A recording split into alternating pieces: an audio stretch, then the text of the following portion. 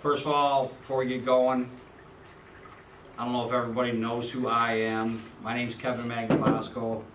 I do work for Rogers. I am our in-house technical support and technical trainer. A lot of guys out there know my number. That is my cell number if you want to write it down. If you ever got a question on anything, feel free to give me a call.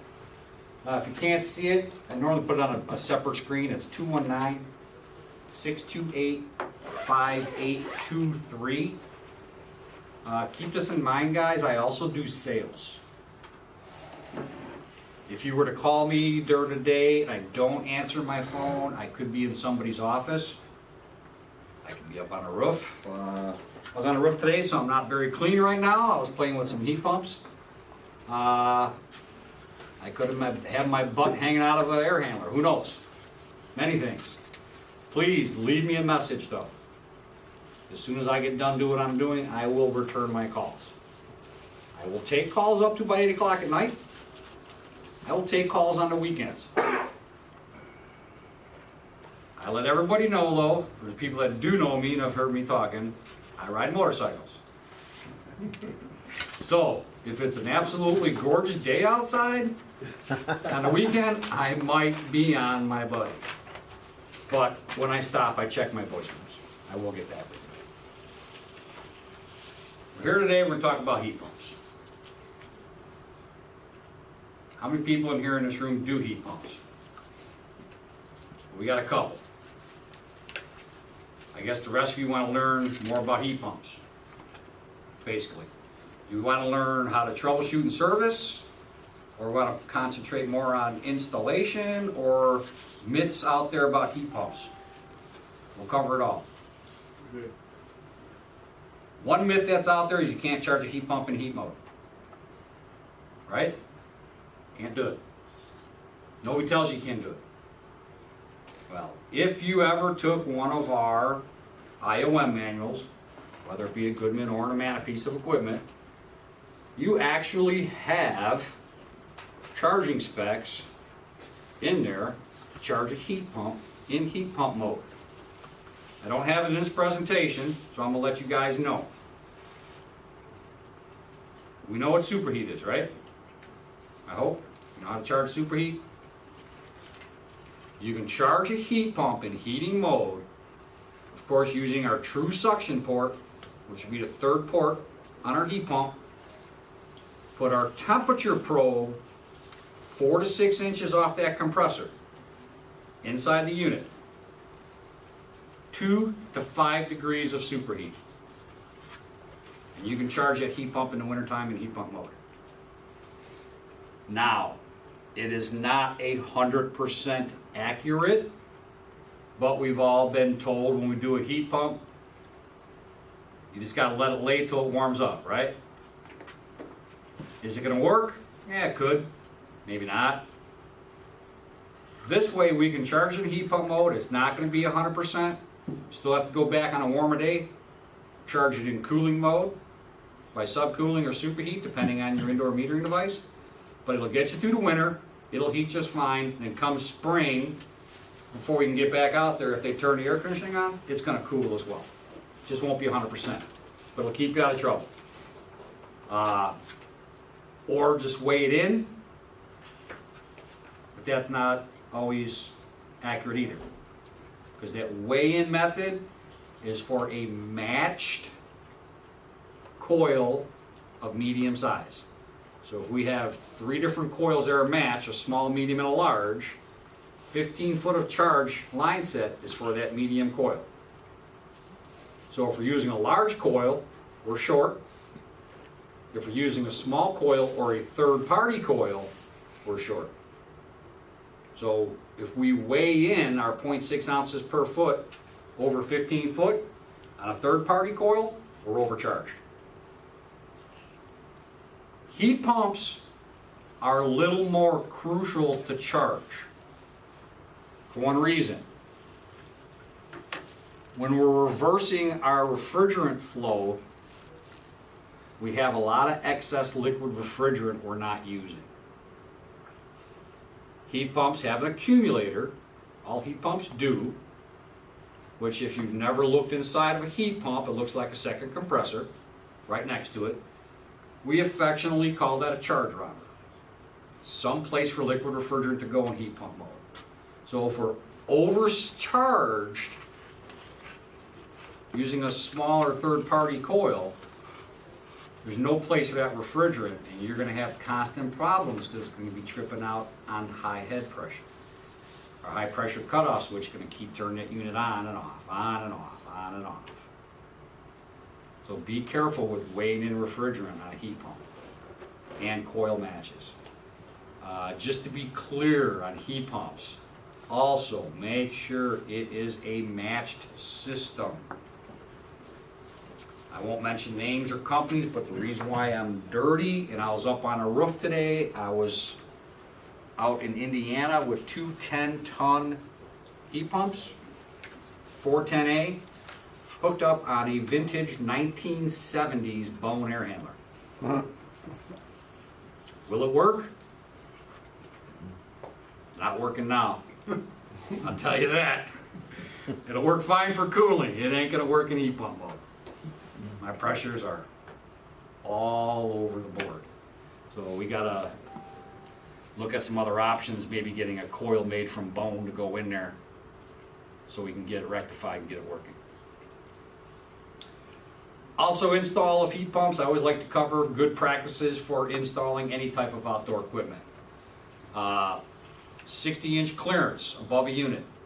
There's only one manufacturer out there that is less than that, and that's Trane, because they shoot out the sides. Everybody else is top discharge. We don't have 60 inches of clearance. We start running into high head pressure on the outdoor unit. Make sure we have proper line set. There is long line set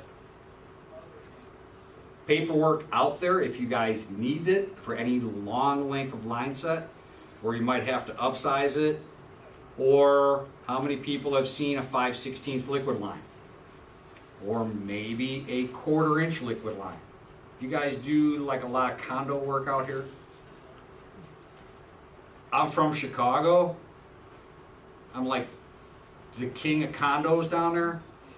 All the condos years ago when they were made, 1/4 inch liquid, 5/8 suction line, no matter what was in there, period. They're buried in walls. You can't change the line set unless you start breaking up drywall. So we can run air conditioners on a 1/4 inch. You can run a 1.5 tons. You can run a 2 ton on a 1/4 inch liquid line. You can run a 3 ton on a 5/16 liquid line. And for some pretty good size links. So if you need to know, if you're questionable, give me a call, guys. If I'm in an office, I'll pull it up and just read it off to you. Okay? Good practices when we're brazing. I want to raise the hands. How many guys purge nitrogen when they braze? A couple people. For the guys that don't, reason why is carbon slag, carbon buildup. If we braze, you notice it turns black on the outside. Well, if it's turning black on the outside, it's turning black on the inside.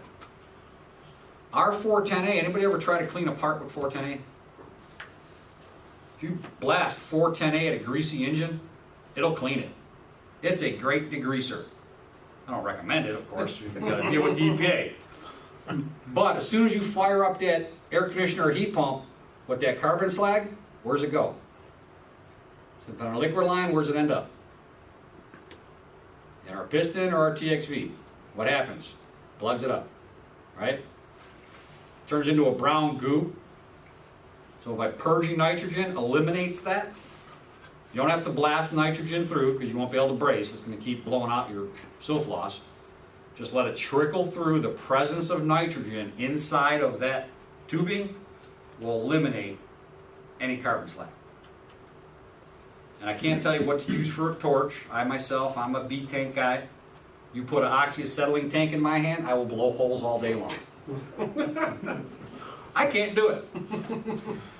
I could braze steel with a coat hanger and braze it up fine. You put a copper line in front of me with some sulfloss, I'm blowing holes in it. But give me my B tank and my number 12 tip, I'll throttle it back for my line size and never have a problem. Here's my handiwork on my little manifold I built yesterday morning just to finish it up there. I got no problem with a B-tank. Some guys can't use B-tanks. They can't control the heat. So whatever you guys choose to use. Also, everybody knows our equipment has built-in filter dryers, right? We don't add another filter dryer. Heat pumps, be very careful if you're replacing them. They have to be biflow. Goodman & Manna only uses a biflow filter dryer on everything. They don't use a single flow for AC or a biflow for a heat pump. They figure they're going to buy one filter dryer and put the same thing in everything. When you buy it by the thousands, this biflow dryer becomes cheap. So they use the same thing on everything. Also, talking about controlling heat, I'll pass this around. I cut this out of a unit. I don't know who it came from, I can't blame anybody. But look at that exquisite braze job, and if you notice the top of that service port's already turning red, that's a real good indication that that brass has been baked. If you were to have me come look at a unit because you say it's got a leaky service valve from the factory and I see a red valve like that, sorry guys, it's been baked. Also, good practices, silver solder versus soft solder. I pulled this out of a coil 2 years ago. Guy insisted we sold him an air conditioner with a bad compressor. No suction pressure. Trip it on a high head. On, off, on, off. You sold me a bad unit, compressor's bad. I pulled this out of the unit. Look inside. Or blow through it if you want. You ain't gonna be able to. I can see it. It's completely full with soft solder. Okay? You know, the first indication when you're heating it up and you've already used about 6 inches of soft solder, where's it going? Evaporates. It's in there. I joke around when I do my class with the guys that know me. I've been in the field, I've serviced, I've installed. I don't talk out of a textbook, I talk from my head. I've seen it, done it. And these are real life scenarios. I'm not making these up. Years ago, I was a field service rep for another manufacturer, starts with a T. You know what I'm talking about? Seen a lot of stuff there as well. I grew up in this business, started banging sheet metal when I was 8. My dad was a union tinner, so I've been around it all my life. I just didn't do it all my life because when I got out of high school, I said, you know what, I don't want to use my hands, I want to use my head. I went into retail. I was in retail management for 16 years. Still doing HVAC on the side, of course. So when that ended, I had to do something. It was very easy to swing right back into HVAC. And I've been there ever since. Still don't like working with my hands. I'd rather work with my head. That's why I'm here helping you guys out. All right, let's dive into service and troubleshooting. Any questions on installs? Pretty self-explanatory. Realistically, if you look at it, it's an air conditioner with a couple extra parts. Depending on your installation, your system, you may need some extra wires. So if it's a single stage heat pump, do you guys primarily air handlers or do you doing hybrid systems down here? Or a little bit of both? When you do heat pumps? Both. Both. Where I'm from up north, Chicago, very little air handlers. All of ours are gas-fired furnaces as backup. So we got to do things a little differently. Air handler, you can run your heat pump and your electric strip at the same time. You can stage that, depending on your air handler, anything over 10 kW of electric heat is 2 stages of heat, right? If you really wanted it to be. Most guys just take your 2 wires, twist them together, and bang them all on at one time. But now if we pair that with a 2-stage heat pump, how many stages of heat do we have? 4, right? Heat pump, first stage, heat pump, second stage. Heat pump still running, now we bring on 1 bank of electric heat. We still need more heat, we bring on our second bank of electric heat. Of course, you would need the proper thermostat to do that, but you could. Gas furnaces, you can't. Gas furnace, you have to shut your heat pump off before you turn your gas furnace on, for one reason. Our A coil on a furnace is above our heat exchanger. What happens when we heat up the coil with refrigerant flowing through it? What's it do to our pressures? We trip on high head real quick. Air handler is a pull-through coil. We have our coil here, and our heat strips are above it. Has no effect on that refrigerant. So that's why we can stage that. So keep that in mind. I mean, if you're doing multi-stage heat pumps with larger than a 10 kW heat strip, get the proper thermostat. Of course, you may have to pull extra wires, if you can pull wires. There's some thermostats out there that will eliminate you from doing that. You could use communicating thermostat of ours, our CTK04, for a full communicating system. Or you've got, April Air has a communicating thermostat out. The old Honeywell still had their Prestige IAQ, which was communicating, where it worked on 3 or 4 wires to an interface down by your furnace or air handler, and that would control it. We will eventually, we were hoping this year, but looks like now next year, be able to control our communicating systems with any single stage thermostat. You'll have an interface mounted by your indoor unit, which will do all your controlling. At that point in time, that control is only looking for a switch to close. It's looking for, say, yes, we need to cool, or we need to heat. That interface will do everything else. So now you're only back down to 4 wires, which would be big advantage for a full communicating system. All right, let's dig into service and troubleshooting. How many guys hate servicing heat pumps? Why? What do you don't know what we're looking for? Is that the main thing? I will go through, and some of the stuff that maybe not too clear or what we should look for, an easy way to diagnose heat pumps as we go. Keep this in mind. Still an air conditioner. We still got a compressor, we still got a contactor, we still got a capacitor. Yes, we have a reversing valve. Yes, we have a defrost board. But that's really it. High pressure, low pressure controls, depending on the air conditioner, you have those too. So we'll concentrate on those things, an easy way to diagnose them. All of our equipment does have the Comfort Alert Diagnostics built onto it. For you guys that do our 2-stage equipment, it is built into the control board. The Comfort Alert Diagnostic will shut down the compressor if we have an issue with voltage, things like that, so we don't hurt the equipment. Our 2-stage board is the same whether it be an air conditioner or a heat pump. There's no difference.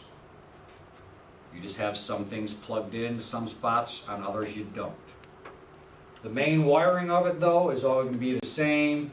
Where we run our wires for our compressor through these actually monitor the voltage going through them. That's how it allows that board to shut it down. On the single stage equipment, we have a core sense module. Now this particular heat pump I have here, that's my heat pump. It's easier to carry this than lugging a whole heat pump around. A lot lighter too when you don't have a compressor, an accumulator, a coil, and a shell. That's a 16 SEER heat pump. So you do have a little more wires on that 16 SEER. They're wired a little different than a 14 SEER, but it's still the same defrost board at the top. It's going to have your same contactor, same reversing valve, same capacitor, so on and so forth.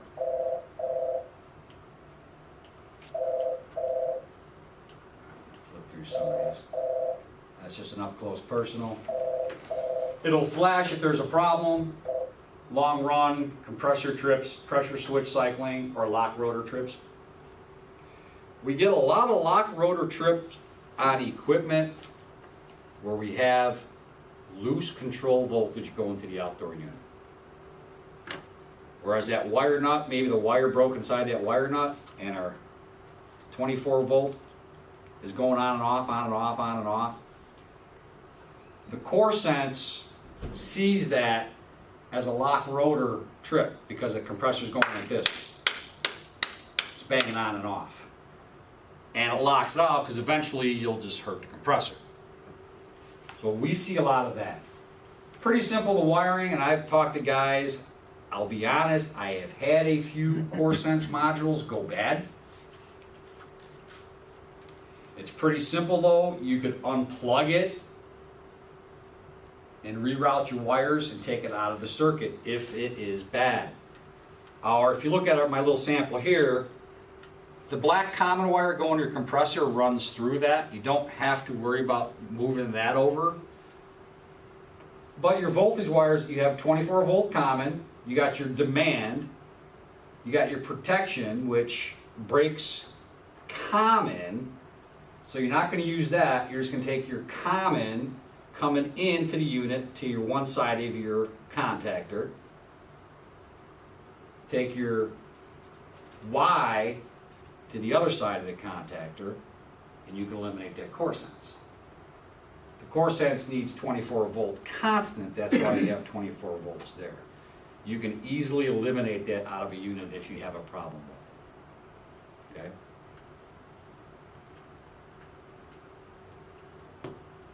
That's just a close-up of there where all the wires go. On the 16 series, if you want to look at that afterwards, it gets really tight.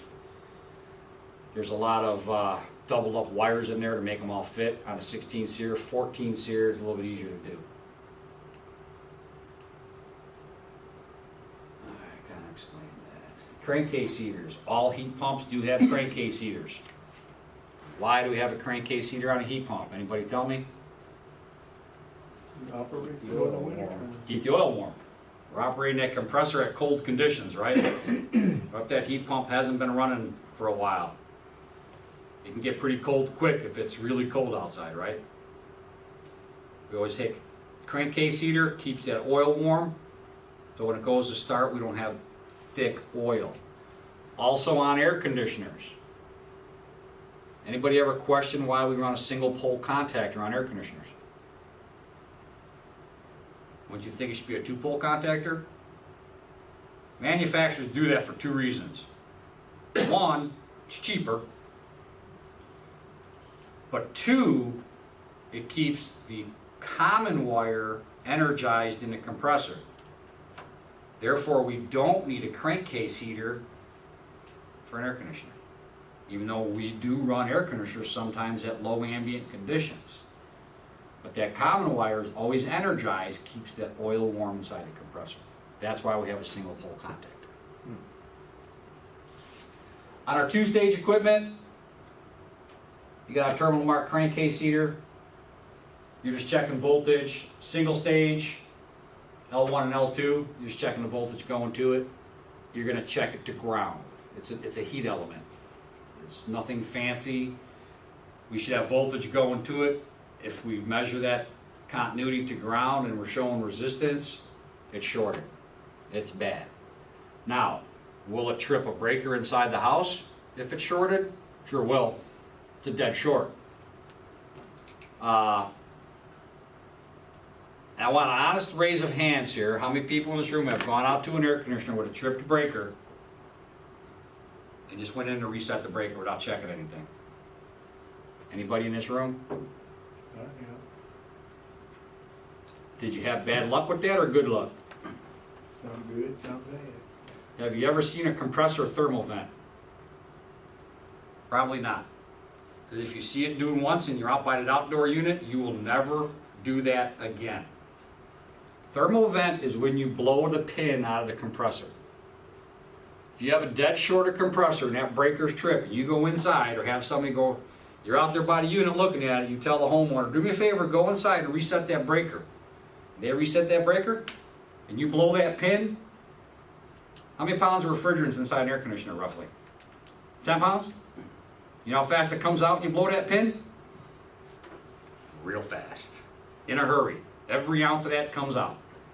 If that compressor's scorching hot at that particular time, it can be a fireball. And we all know what happens when we burn refrigerant, right? What's it become? Phosgene gas. What does phosgene gas do? Burns your lungs and kills you. Good reminder, I haven't turned my volume back down.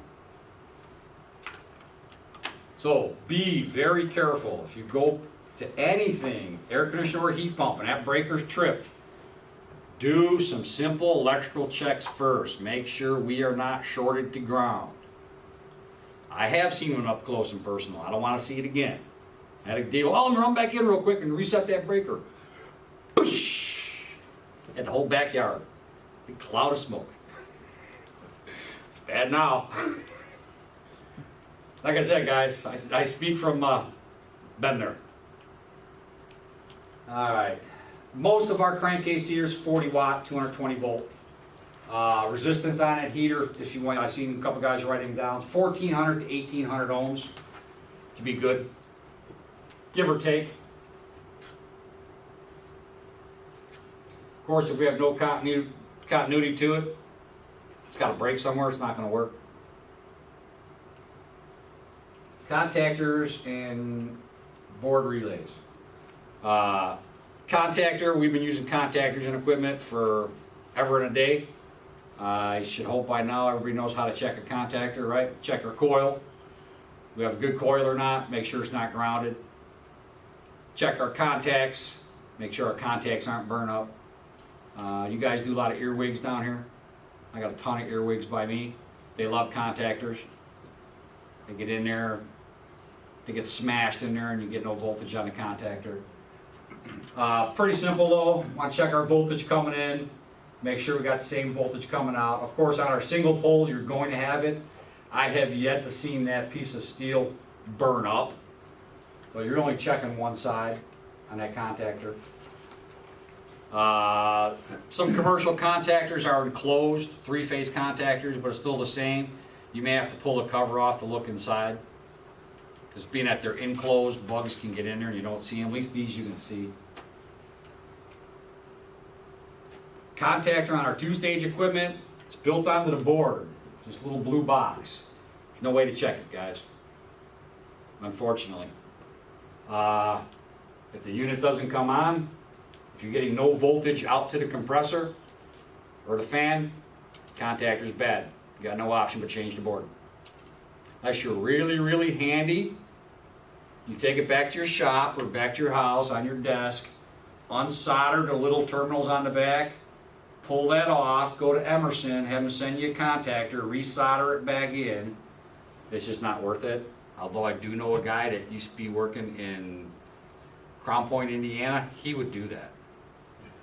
He had nothing but time on his hand. He was retired. He ran a heating company just for fun. He would take them back to the shop and unsolder stuff and resolder. I have had some of them clicking. Unit will be running, but you hear click, click, click, click, click. If the contactor's got a bad contact in there, got to change it. Other than that, they're pretty stout. Usually don't have a problem with them. High and low pressure controls. High and low pressure control is a switch, guys, right? We're using yellow termination for low pressure controls typically. Blue with a pink stripe or black with a pink stripe for a high pressure control. But it's pretty self-explanatory. If you don't know which is which, of course the one on the big line, of course, is your low pressure control. One on the small line is your high pressure control. They do cut out at different pressures, in and out. High pressure control is like 610. Low pressure control is like 21 on an air conditioner and 54 on a heat pump. Easy to check though. Set our meter to continuity, check continuity on it. It's either going to be open or closed. If we know we have our gauges on there and we are reading pressure above 21 or 54 psi on the system, they should both be closed. So if we're reading no continuity, switch is bad. They don't go bad too much, but where I have seen these go bad is from the get-go where we don't do a proper evacuation and we leave moisture in the system. We get that brown gooey substance and it gets inside of here. Basically what you end up doing is having a pressure switch that is always closed, and you find out that way because you go back and that compressor's burned out because there's no refrigerant in it, but it's still operating. It's in there, pressure doesn't get released off the head, and it stays in the circuit. Unfortunately, Goodman Amana brazes them in. Some other manufacturers use a service port with a spin on. I'll be honest, if you had a bad pressure switch, you're probably not going to order one of these from Goodman to replace it. What you're most likely going to do is put yourself a service tap next to it, and we will sell you a spin-on pressure control that'll do the exact same thing and wire that in. Because I'll be honest, sometimes these are hard to braze in. They're in tight areas and you don't have fun doing it. So keep that in mind, I'll pass it around. I also have on heat pumps, we do have temperature sensors, one for discharge and one for suction to constantly monitor temperature, one for defrost, one if it gets too cold, getting frozen, it'll turn it around, make it an air conditioner, so we're hot again so we can melt the ice. So that here again, it's just a thermistor, it's a switch. Those you measure resistance on, those are a 10,000 k ohm resistor, which means at 75 degrees you should measure 10,000 ohms. If it's other than that, there's, believe it or not, there's an app for it. You know how the joke always goes, there's an app for everything? There is a thermistor app that you can put on your phone that'll tell you what temperature, how many ohms that thermistor should be. So you're just gonna ohm it out. If it's in range, it's good. This came back, I think it had a bad compressor, and I just had them ship it to me, and finally I just gutted it and use it for my little display. Got a question. Yeah. When that thing goes in defrost and it's acting as an air conditioner during the winter time, Uh-huh. is cold air coming out on the inside, or the fan on the inside turns off? Cold air is coming out on the inside, theoretically. Oh, okay.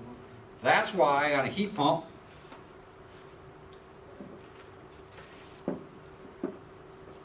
we have on the Goodman Amana equipment,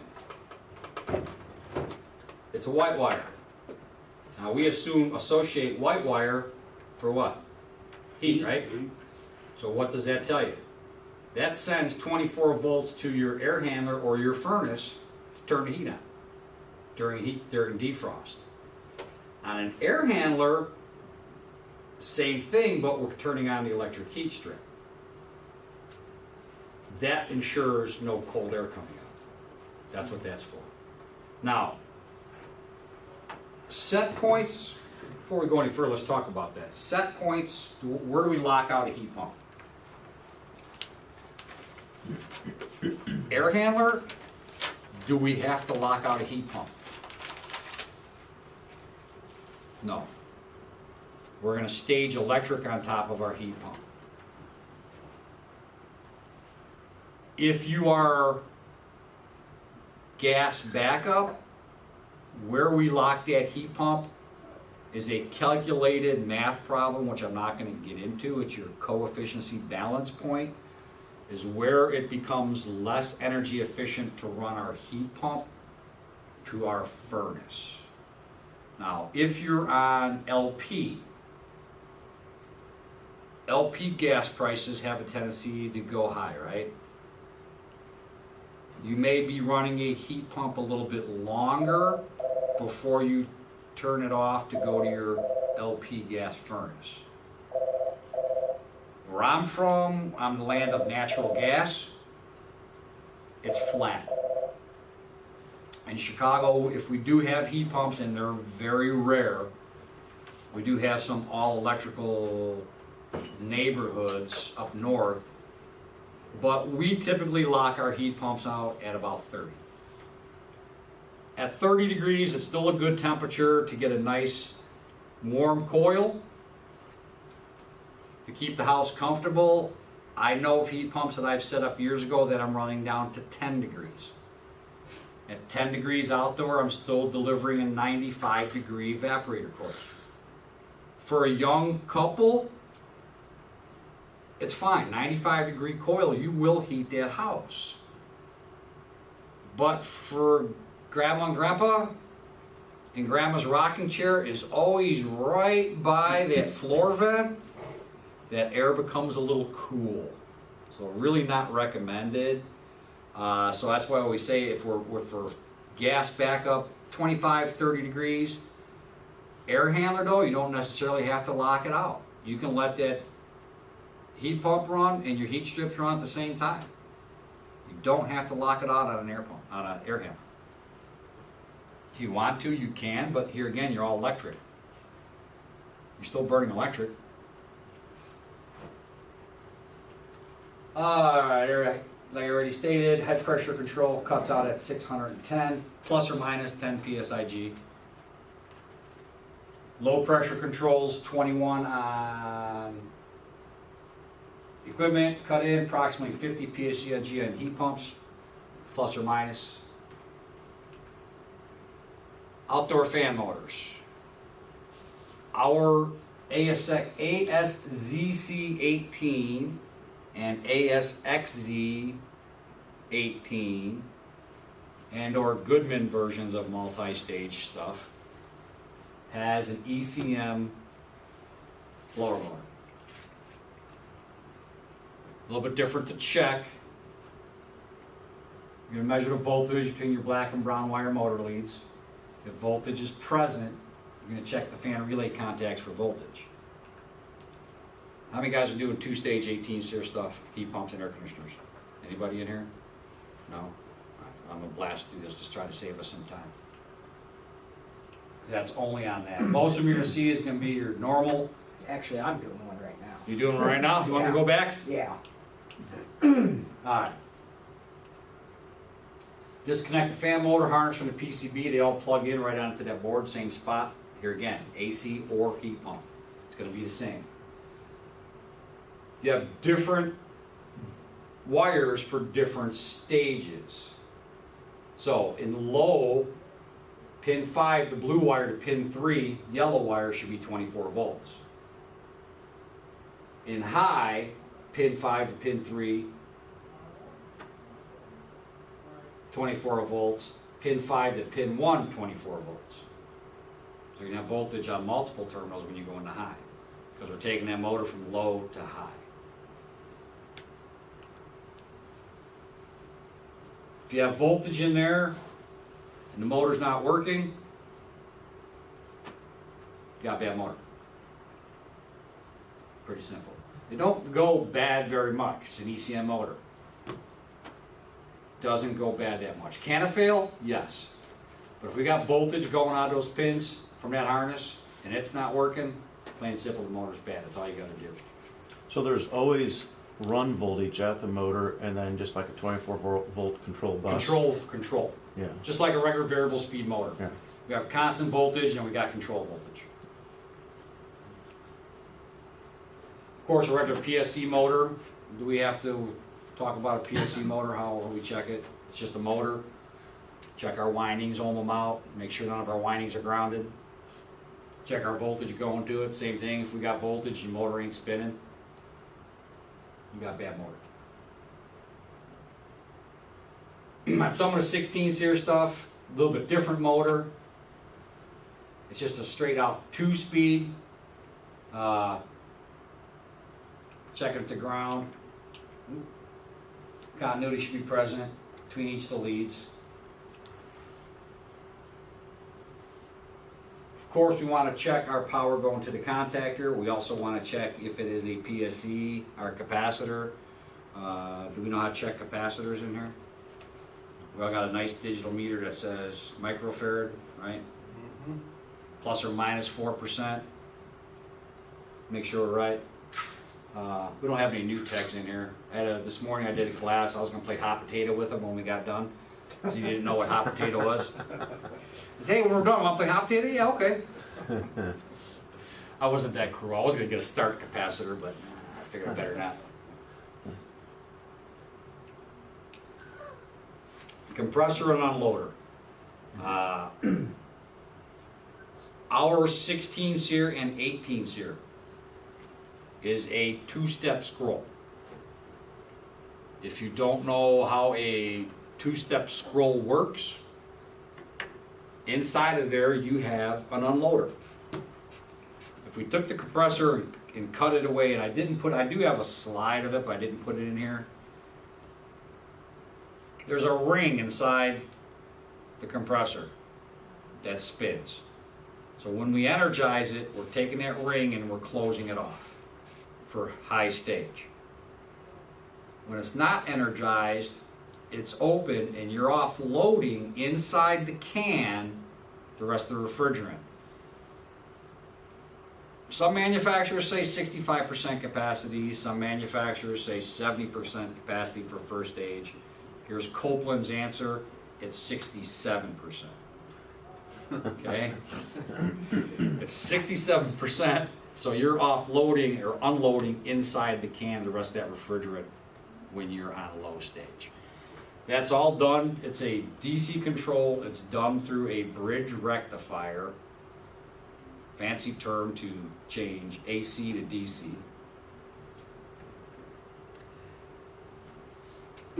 In the compressors now, it's built into the compressor. Some other manufacturers may have had that bridge rectifier mounted in the control department, and it's a little black cube about this big.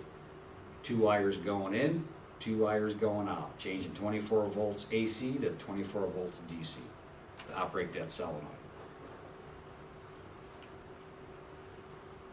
Other than that, with regular Copeland compressor, we want to check our compressor windings, the same thing, and since Copeland builds just about everybody's compressor now, your terminals are going to be in the same spot, because just about everybody there is uses a Copeland scroll.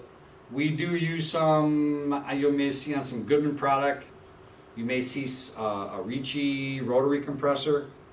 They found that compressor is a little more efficient. That's why if you've noticed on the Goodman product now, the 3 ton, I believe it is, or 2.5 ton. It's about this much taller than it used to be. It's because there's a different compressor in it. So be aware of that. Turn off our power, of course, especially if it's grounded. We want to ohm out our compressor. So we are going to ohm out between our leads. First of all, we want to make sure that no pins are grounded. If we check each one of those pins to copper and any of them shows resistance, stop right there.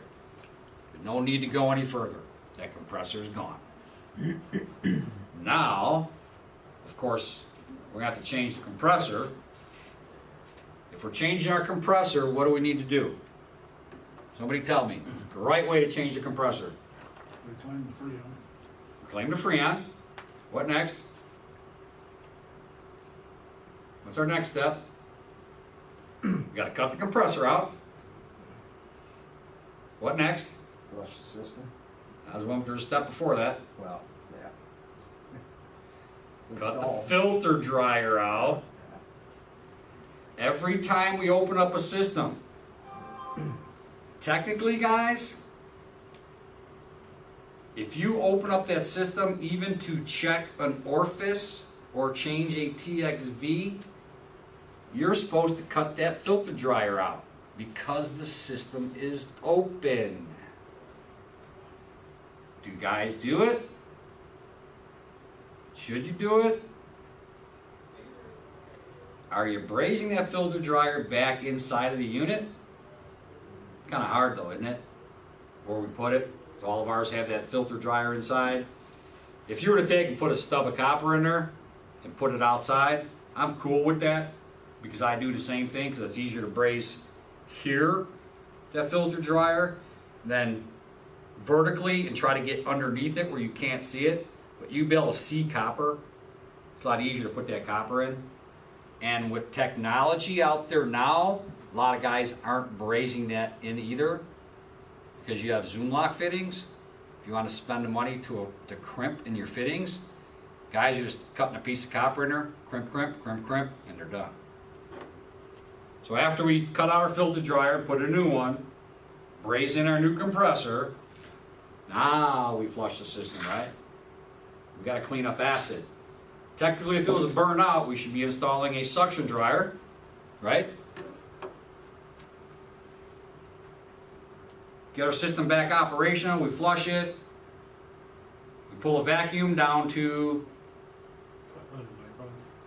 it's recommended now 250. If you pull 500, you're good, if it holds a vacuum. We weigh in our refrigerant, we do our final charge, and we walk away, right? System's running back again.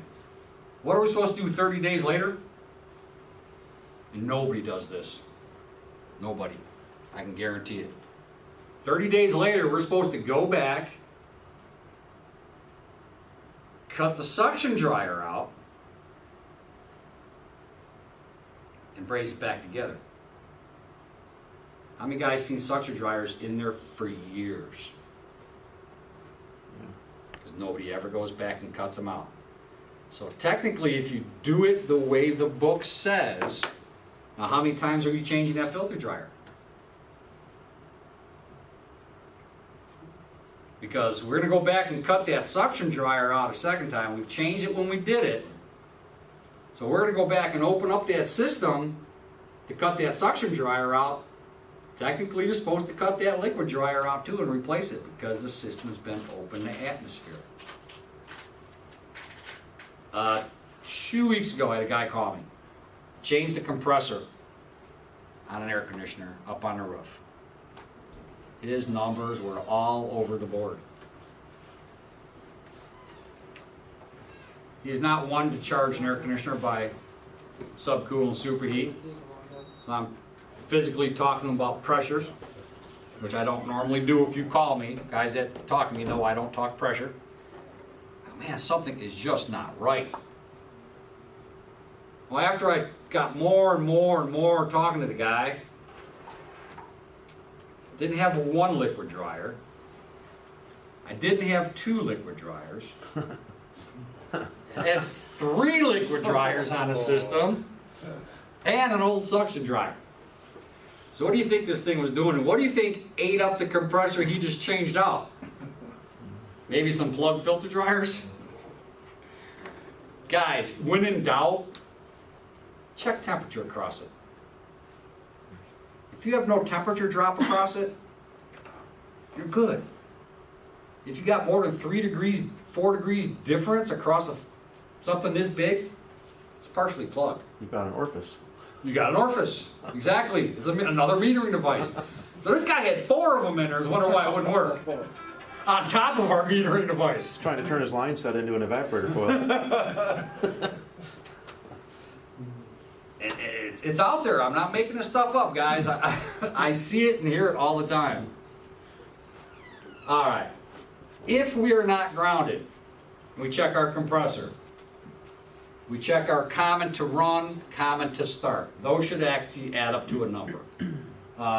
Just for instance, the screen says 2.4. Let's say the other one is 2. If we measure from start to run, those 2 numbers should add up to that. So in our scenario here, we should be at 4.4, roughly around. That'll tell you if the windings are good in the compressor. Because common's in the center of the winding. Yeah, Yeah. every compressor is the exact same way. Anybody in here use a megometer to check compressors? Larger compressors. Larger compressors? Yeah. We try to tell guys in residential applications, you know, if they're doing a cleaning check on the indoor unit, check the compressor, which nobody does on an air conditioner. It's out of sight, out of mind.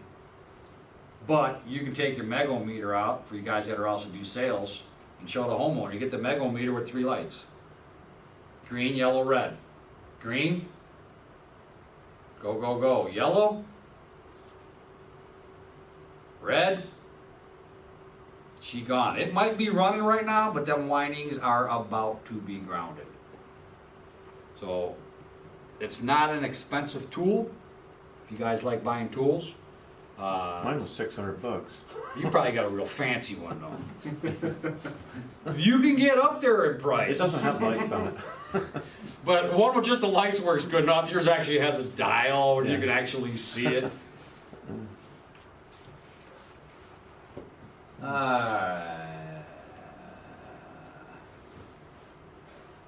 Unloader, we're back on that. We talked about that.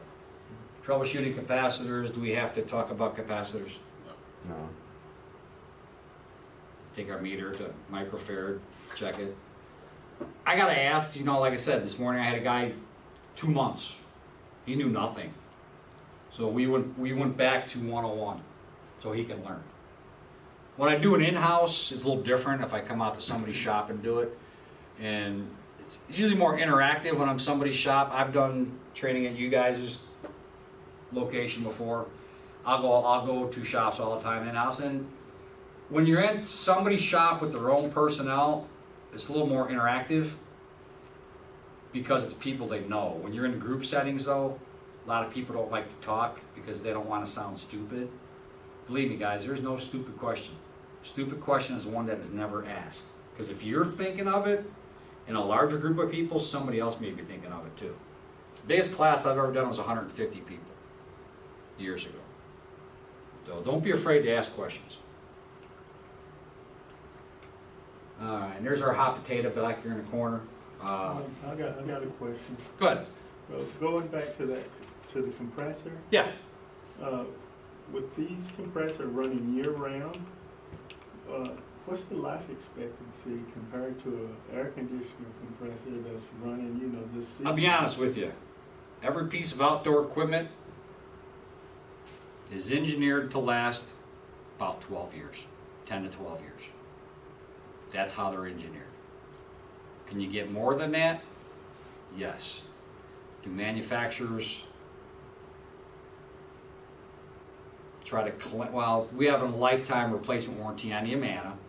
That's their thing on the 16 SEER and up. But honestly, every manufacturer engineers an outdoor piece of equipment to last 10 to 12 years.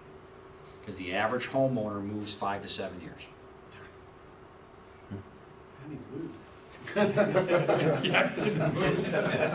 I'm below average. But honestly, that's reality. Could it last 30 years? Sure can. If it's installed properly from the get-go, we don't have carbon slag inside when we're brazing, especially now with POE oil. That's where our problem is. Years ago with 22 in mineral oil, it was a lot more forgiving. It wasn't a solvent. You could pretty much just take an R22 unit in there, braze that baby in, slap some refrigerant in it, and walk away from it. You never had a problem years ago. You also never had a problem with trying to pump liquid on a recip compressor. A recip compressor would handle a lot more liquid than a scroll will. Anybody ever do train in here, American Standard product? Okay. Serviced it, but not installed it. Well, if you've ever been down to, if you do train or American Standard, there's my T word, so you guys know now. Their claim to fame was Snowball. Snowball was a recip compressor in the lab that ran for 35 simulated years, completely flooded with liquid refrigerant. The entire compressor, both lines going to it, are solid blocks of ice and just pumping away. That was a recip. Can you do that with a scroll? It ain't gonna take it. So that goes back to our proper installation. Are we charging it properly by subcool and superheat? Because a scroll compressor, it says Copeland, it doesn't say B&G, doesn't pump liquid, it's supposed to pump vapor. Scroll will break. It's just two curly Q pieces of metal. If you've never seen the inside of a scroll, and it does this. Takes that refrigerant through that scroll and compresses it. When you're trying to do that with liquid, you break a scroll, it becomes really noisy, and then it burns itself up. Because eventually that little piece of scroll wedges in there, compressor won't spin no more, now we become an electrical failure. But what you're saying, if you installed it right, kept it clean, could you get 30 years out of it? Sure can. If you maintain it. And I'll tell you what, the people on their own air conditioners are us, right? I think my air conditioner I cleaned 4 years ago. Mine's been longer. And I live in the land of cottonwoods. And I'll be honest, in my one house, I got two houses. I live in, my father's very sick, so I'm living in two. I have an Amana 16 SEER in his. I have an older American Standard. I was on that side before. It was free. My spine fin coil is completely plugged with cottonwoods. Still works. I'll clean it eventually. Or when it dies, I was putting a man in there and change my whole system. Because quite honestly, my TXV's also been bad since 2007 with that. Because in 2006, Train had a bad TXV problem. My TXV's been bad from the get-go. But I have a variable speed furnace in there, so knowing me, the techie guy I'm at, let me see, let's take that dip switch to there, that one to there, okay, let's move my airflow down to here. My air conditioner's oversized because it was free, it works just fine. My house stays 72 degrees all summer long. Am I slugging my compressor with liquid? Probably, but it's a reset. Did I answer your question with a little bit of jokes in there too? All right. Capacitors, we're not going to cover. Reversing valve. This is where everybody gets stumped. How do I diagnose a reversing valve? What is a reversing valve, first of all? What does it do? Reverses the flow of the refrigerant. Reverses the flow of refrigerant. How's it controlled? Solenoid. Solenoid. So when we really look into a reversing valve, we start here. Pretty simple. We've got a plug. That will send voltage to a solenoid. Comes off of our board, it's measurable voltage. Most manufacturers out there now energize reversing valve for cooling. We're energizing the orange wire, our O wire. They do that for a reason. If it failed, they want it to fail in heat. Because quite honestly, guys, air conditioning is still considered a luxury, not a necessity. Heat is a necessity. If your air conditioner don't work, you can go to the mall. Tell the customer that. Agree with you 110%, okay? I've been there. You get more calls in the summer. They won't go 20 minutes without air conditioning. I've been to the north side of Chicago and they wouldn't have heat for 4 days before they finally call you. 4 days you got frozen pipes all over the place. People find electric heaters, they plug them in, no problem. No, they turn the oven on. Yeah. Yeah. Set it up to 500 and they. Knock on the door, you walk in, you go like this. It's 80 degrees inside the house. There's a big pot of water on the stove boiling. The oven door is wide open and just cranking away. But they will not go 15 minutes without air. You gotta come now, it's hot in here. I've been there, guys, I know. I'm sorry. But they will fail in heat, a reversing valve. So if we have power going to our unit, we have 24 volts going to our O, our defrost board should send voltage to this. It's a 24 volt circuit. You will hear this click. They are very noisy. So now you know that the solenoid's actually working. How does the reversing valve go back and forth? I got another diagram that shows you how that reversing valve works. But if we're running, this is our discharge pipe from our compressor, right? Now here's a quick, easy diagnosis. If this is coming out of our compressor, this is our muffler, this just keeps it quiet for a heat pump. this pipe should be what? Hot, right? Now, when I got diagrams to show you, if you were to grab this center pipe and it's hot, you've got a problem with your reversing valve.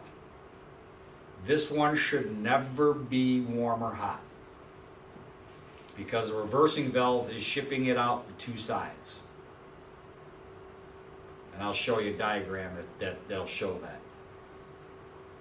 And if you've never got up close and personal with a reversing valve, coming from your solenoid, you're going to see a couple little copper tubes. Those copper tubes are taking refrigerant and shooting that slide from side to side. Because the slide is just a slide. And I got a cutaway picture here, you'll see it, where it's just a nylon on the bottom of it and it just slides back and forth. So these tubes could become plugged and not putting refrigerant to slide it. How do these get gummed up? Let's go back to step one. Proper installation. Even moisture in a system. It's a vicious circle, that installation problem.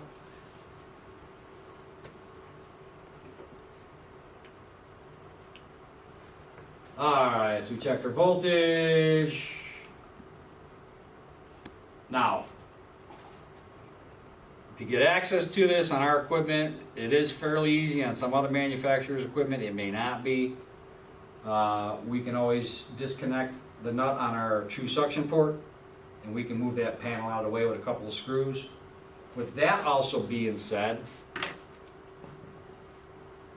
everybody in this room understand that on our equipment, that this panel, our control panel, is hinged. A lot of guys don't. And they always complain to me, it's too hard to clean, because when I pull the top off, I can't line the panels back up, because I can't rinse it from the inside out. If you take the cover off of this, guys that don't know, and pull this screw out, and this screw out, this panel actually pops down and pivots out. So if you have a long enough whip attached to that, now you got a big area that you can take your hose and spray from the inside out on that coil, so you don't have to pull it all apart. Now you also gain access, good access to your reversing valve. Now for charging our heat pump in heat pump mode, now we can reach our hand in there with our temperature clamp on our compressor to measure our superheat. And then when you're done, pivot it back in, lock it in place, put the two screws back in, and we're done. I talked to a lot of people that have never realized that that panel is hinged. Running the unit with that open, is that going to change airflow through the coil? Absolutely not. Does absolutely nothing. Because you're pulling air through all around that coil, you're only opening up a foot and a half. It does nothing.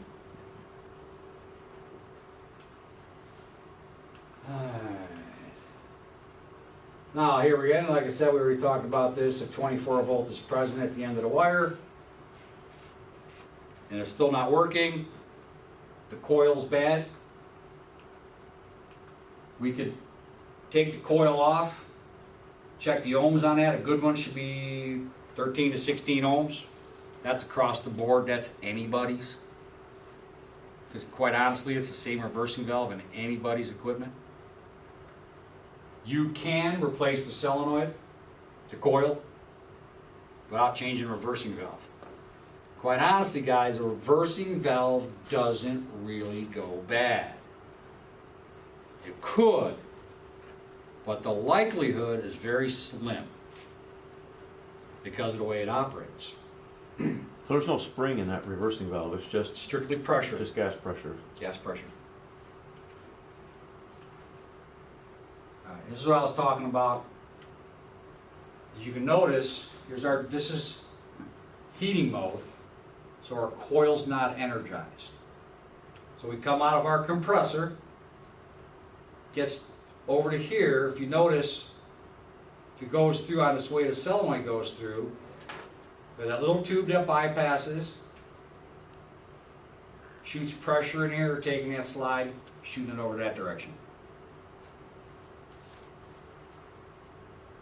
opposite when we're in cooling mode. I added another slide in here to show you what the systems are doing. This is good for new technicians. That's why I put these slides in here. This is heating mode, so we're coming out of our compressor through our reversing valve, right? We're hot here, coming out. If we look at our little chart right here, okay, we're superheated, coming through. And as we're going through our indoor coil, we're starting to change states, right? We're giving off heat, coming through, and right at this point right here, what's that called? Right there. Who can tell me? You look at your manifold every day. Saturation point. That's your saturation point. That's at that point where we're not gas, we're not liquid. So that's where we're changing. And as we go through the remainder of the coil, now we become subcooled. So when we're checking an air conditioner and with a TXV, we're measuring our subcooling, right? That's a heat pump. It's doing the same thing, it's just doing it in the opposite direction. So we're going past our TXV through a check valve, through our biflow dryer, through our outdoor TXV, because remember, we're going backwards. At this point, we're liquid. We hit our TXV, we turn back to a vapor, right? We go through our outdoor coil. Process the same on the inside or outside. We go back into our reversing valve, back into our compressor. Start the process all over again. Change it one over at the top. Oh yeah, I stole the picture. I never noticed that. Heat link. Thank you. I don't make these PowerPoints up, nor do I make these pictures. There's a great thing called the Google. But I never paid attention to it, that it says heat link. Heatling is for earthlings. Heat link for earthlings. Now, of course, this is in heating mode where the coil is not energized. Oop, wrong way. Cooling mode, same thing. But now our pressure, our solenoid's pulled back. So our pressure is going through here. Taking our slide, pushing it to the other direction.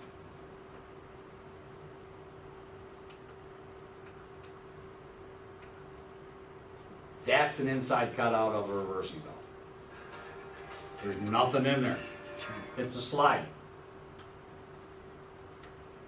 All the slide's doing is just, there's holes in here and in here, sending refrigerant either that way or that way, and then our little tubes are pressurizing that slide back and forth. That's all it's doing. That's why when you go into defrost, you'll hear that whoosh, because we're changing that reversing valve.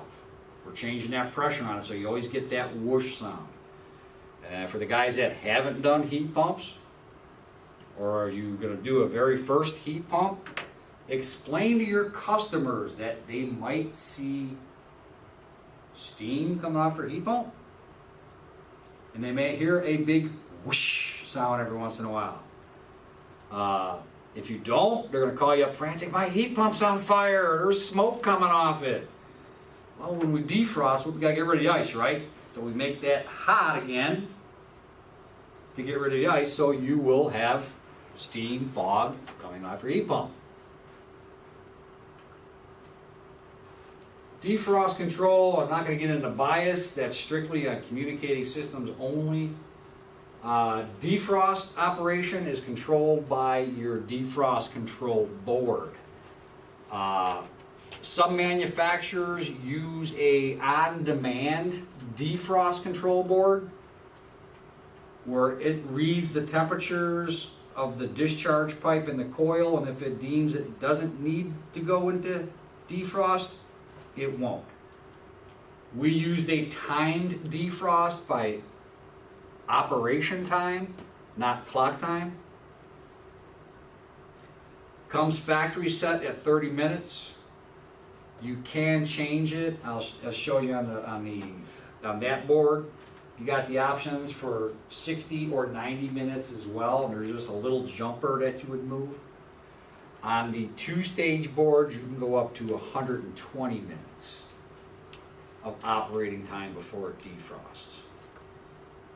You can also set it for a delay or standard too. All your defrost board, like I said, is doing is say, hey, we measured the temperature, we're too cold by our thermistor. We need to make it an air conditioner, reverse our flow. We will energize our reversing valve to go the opposite direction. It's like throwing your car in reverse. While you got that up there, can we jump off track? Yeah,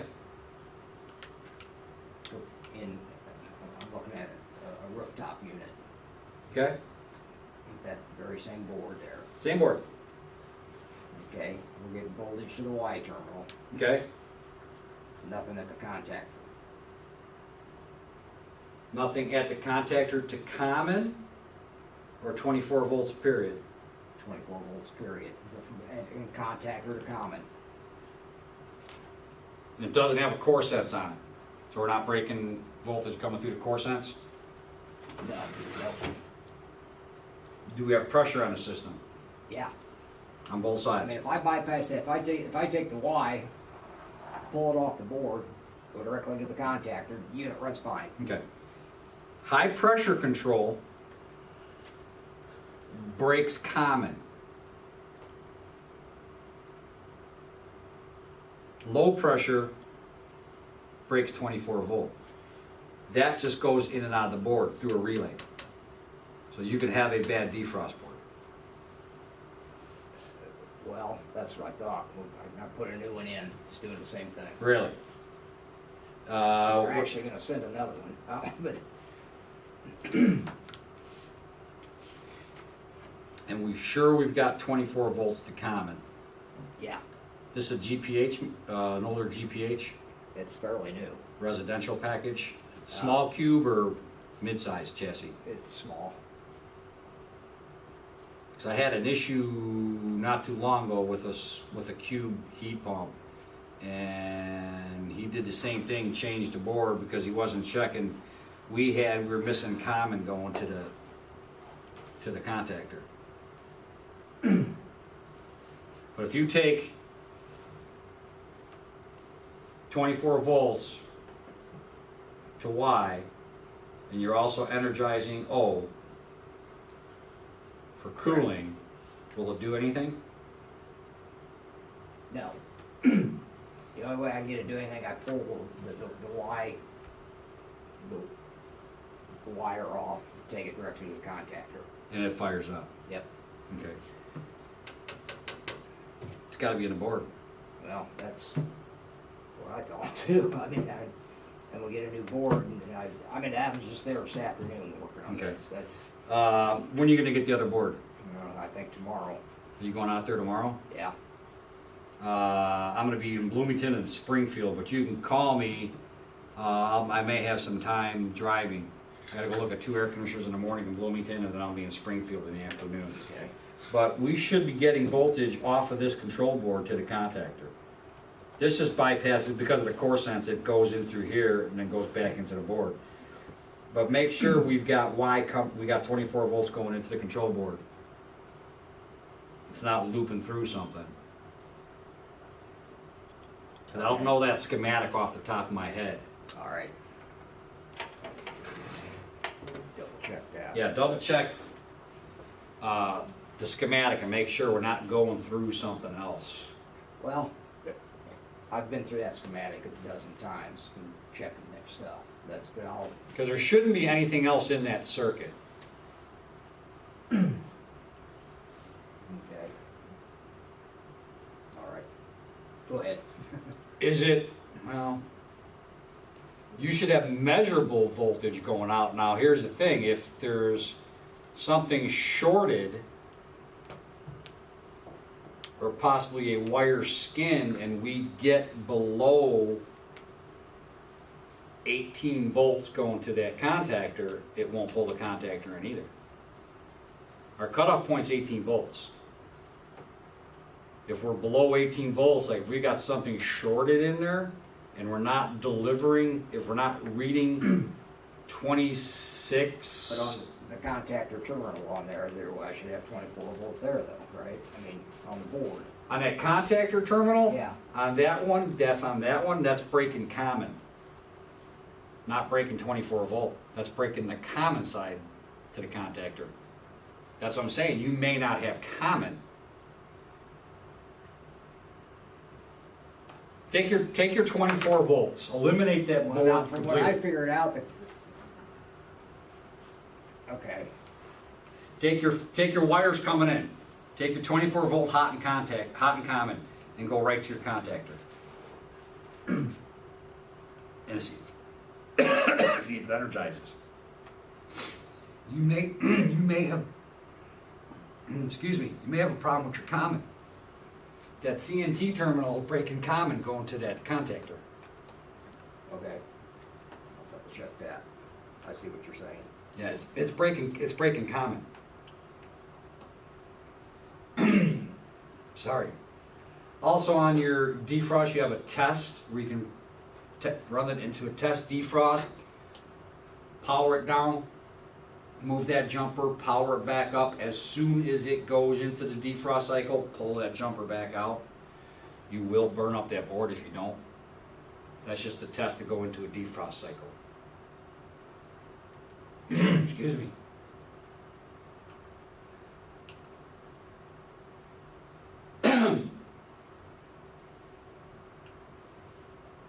Okay, on the two-stage, Once you've initiated that test defrost cycle and pull that jumper, is it gonna go ahead and run that 10 to 12 minute defrost in, or? is No, it it's just gonna run a short it's gonna defrost. Stop immediately when you, Yeah. okay. Could go back to my problem. This unit I'm looking at has that jumper in there. on test, Yeah, it shouldn't be on test. It should be on, from the factory, it should be at 30. there's actually two jumpers on there. You have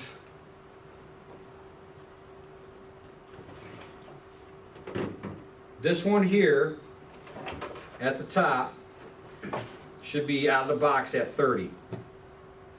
And that's where you put it down to the test, 30, 60, 90. There's This one like one, this, and then there's another one that's a lot longer than that. this one's a delay. Delay or no delay. It's the only jumpers on that board. But if this, Both of these, this and this were both up here. Okay, could have hurt the board. well, the board had a big brown spot on it, the original board. That's, Yeah. This one here should be on delay or no delay. This one up here should be at 30 for factory setting, or at 60 or at 90. If you got them on the bottom two pins, you could burn the board up. okay. That's, So when you change the board, make sure that those jumpers are in the right spot. Because yeah, when we have it down there, within 21 seconds it'll initiate, then you immediately remove that jumper from the test pins. Otherwise, it can burn up the board. okay. Timing settings on the two-stage are dip switches. There's no jumpers you move around. You just flip switches up and down. And here I said before, you can go to 120 minutes on that. Or if it's on a communicating system, you can do it all in the CTK04. You don't have to worry about any of the dip switches outside.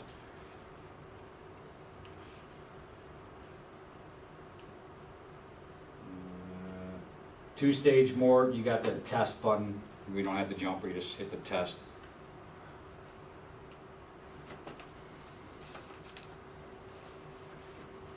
And the rest of that we don't need to know.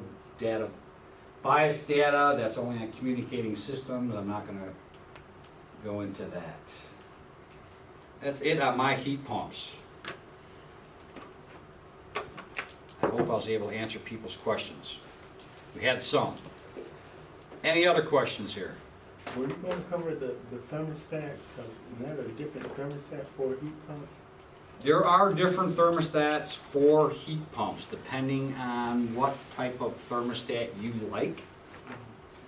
Manufacturer-wise, are you a White Rogers guy? Are you a Honeywell guy? Are you a ProStat guy? I mean, whatever Whatever the customer wants. Everybody makes a heat pump thermostat. You just got to make sure that it is a heat pump stat. Now, from my experience, I'll tell you this about the Nest thermostat.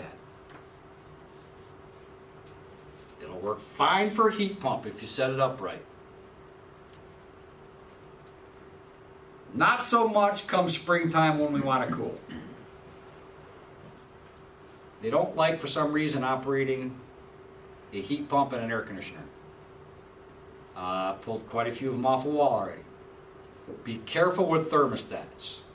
Now, if you're doing a full Goodman system, a communicating system, I would always recommend you using our CTK04 communicating thermostat. It's a plug and play stat, first of all. For the guys that have used them, I know you guys have used them. Simple wiring. 4 wires to our thermostat. 2 wires to our outdoor unit. Now, let's talk about wires for heat pumps. Single stage heat pump with a single stage furnace, let's say. How many wires do we need up to our thermostat? We need, technically, I always like running hot and common, not batteries. We need 1 for the fan. We need 1 for Y. We need 1 for W. We need 1 for O, right? 6 wires. Now, did we have a heat pump there before? No, we had an air conditioner, but we want to do a heat pump now. So how many wires did we have before? So now what? What about these 2? We're short 2 wires. Well, if it's a vintage 1970s or older home, how do we run thermostat wire? Drill a hole from the basement or the attic. When the house was being built, we took a roofing nail, nailed it onto a stud, ran a stat wire to that nail, wrapped it around that nail, went up to the next nail, wrapped it around that one. Okay, this is where our thermostat's gonna go. We got another nail there, and we shoved a wire straight out the wall. Then the drywallers or plasterers came by, made a little hole, so that wire can hang out through the hole. Can you re-pull that wire? No. There's some drill bits out there. If you can go to the Home Depot, Lowe's, Menards, and get yourself a 6-foot long Greenlee drill bit. They even sell a handle that will go on the shaft of that drill bit that you can actually use that handle to bend that drill bit. And it's 6 foot long. So you can get that down that stud wall. You can drill right through that plate of that 2x4.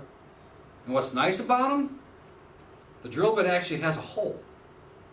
So after you get down there, you're down in your basement, you're up in your attic, you take your thermostat wire, stick it through that hole, twist it around, we take our drill and go pull it right back out. Now, if we had a house built late 70s, at least by me it's code, everything had to be running conduit. So you can just pull new wire up with your old wire and you're done. Now, if you don't want to go through all that hassle, put a communicating thermostat in there. You got 4 wires there, right? You got 2 wires going outside because we have an air conditioner, right? Our CTK comes with a transformer we mount outside. So we only need 2 wires outside. We only need 4 wires up by the thermostat. What could we control with that? We can control 2-stage heat pump with a 2-stage gas furnace, air handler with multiple strips of heat, backup heat. We can control a humidifier if we wanted to with 4 wires. Now, downside, it's $324. But it's a nice high definition screen. And what as techy as a lot of homeowners are now, I want to see my house from my phone. Okay, no problem. We'll put a Red Link internet gateway in that bad dog, Here you go, you can hook it up, you can view it from your house. Now, let's go back to not pulling wire, or trying to pull wires. We're doing that two-stage heat pump with that two-stage gas furnace. Now how many wires do we need? Now we need 8, right? Communicating stat, how many? A little bit easier. It's worth that $324, isn't it? If you don't, if you have the wires there though, thermostat wise, just make sure it is compatible with the system you're putting in. Everybody makes heat pump stats. We sell numerous manufacturers. I've had good luck with Honeywell. I'm a Honeywell stat guy. I'm not particularly fond of White Rogers stats. Mainly because the old 1F78s and the 1F80s were a pain in the butt to wire, because the wires came in and you literally had this much room to try to bend your wire to get to your terminals. I just didn't like it. They're a pain in the butt. Honeywell, nice. And a lot of room right in there. And then do your setup on your thermostat to what your system is. That's where I get a lot of calls. I put this heat pump in, it's not working. Did you set the thermostat up to tell you what you had? Well, no. Thermostat don't know. Honeywell 6000 and ups, you gotta go through the installer setups. The new T4s are working a little differently, but you still gotta set them up to tell the thermostat what you have. White Rogers, same way, it's a heat pump. You gotta tell it's a heat pump. It's gonna ask you questions if it's a heat pump with a gas furnace. Where do we wanna lock out the heat pump at? That's a big, long process. I mean, if you wanna call me sometime and sit down and talk about different stats and how to set them up, it's a process. I can sit down and talk to you over the phone and walk you through every stat where you need to set it at. Hope I answered your question, probably a little more. No, you did. There's a lot of options.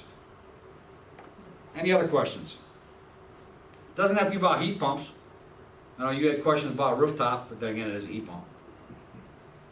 Anything else you've seen out there that maybe puzzled you? Hopefully I can answer. Man, you guys are quiet. You're like me. I mean, I started at 6:30 this morning training. And been up on a couple of roofs. Now I got a 2-hour drive home. All right, guys, I appreciate you coming. Even if you leave here, oh man, I should have asked that. Give me a call. I got a 2-hour drive, so I got plenty of windshield time. I appreciate you guys coming. I hope you picked up at least something you can take with you. Just so everybody knows, if you notice, we've been filming. We are also working on developing a YouTube channel. We did film a couple of videos, about a month ago? We did that. right about. We did them here in the office when we came in. For me, it was very clunky to do. So I'm kneeling down in front of the furnace and I got my stuff I need between my legs and hard. I'm building a lab now in our Tinley Park location, so I live next town over. So I'm building a lab where my furnace gas section is going to be right here at eye level. So now I can do short YouTube videos that you guys can go see on their website. If you're running, how do I check this? I don't remember how to do this. They'll be like 5 to 7 minutes long, roughly.